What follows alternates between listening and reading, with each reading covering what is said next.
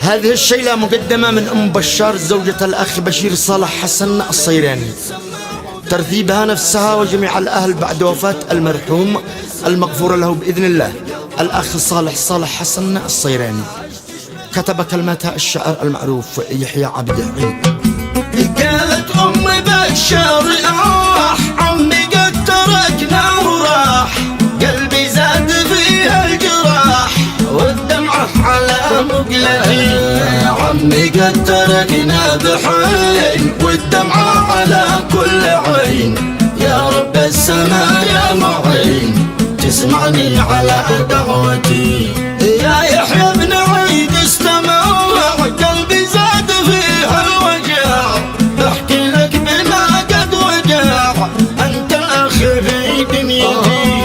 عمي مات يا حسرتي بعد السكبة دمعتي، كان الاب في دنيتي يا قريب ويا وحشتي. اوصاني وصيه وقال يا بنت وبهي للعيال، انت ما مثيلش مثال لا تتذكري كلمتي. قال لي لا وقعلش ولد يتسمى عدي الاسد، وش تشتق عدي للسند يبقى ضاوي في غيبتي.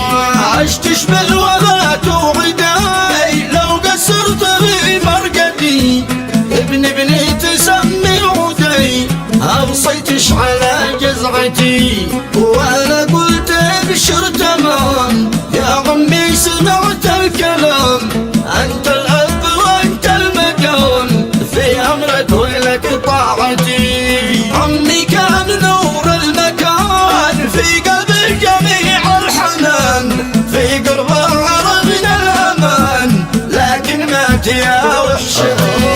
عمي للمواقف حزام بعد بيتنا في ظلام، ابكي يا طيور الحمام مثلي وارحمي حالتي. لكن يا حنيني حنين بعد عم قلبي حزين، ربي يرحمه كل حين يتقبل رضا دعوتي.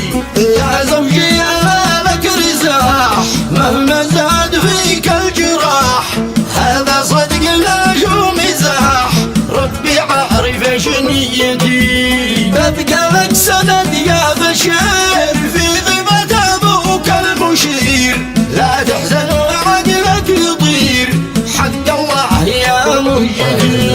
يا زوج الجمع يذكروك في خدمة وطاعة ابوك، امك والخوات يشكروك حتى بي وكل اخوتي.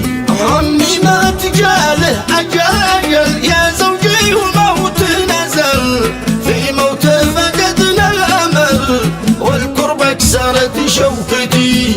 باقي عمتي ربنا يحفظها وهي امنا، احنا ما زهدش كلنا يغبرلش على وقفتي. يا عمه انا لش سند مهما دمعتش كالبرد، لكن حكم رب الصمد شل الجيد يا عمتي. انت والبنات في العيون لو اتعب عليك نيون، من اجل الوجع والشجون يرحل من وسط دنيتي.